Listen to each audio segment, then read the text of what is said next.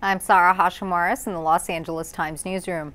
At least 80 people are dead and about 140 others injured after a high-speed passenger train derailed in northwestern Spain. Investigators are continuing to look into all possible causes of the crash. However, the country's national train company has ruled out a technical fault with the train. The Times reports the accident occurred on high-speed tracks a little after 8 p.m. local time. The train was en route from Madrid to El Faro.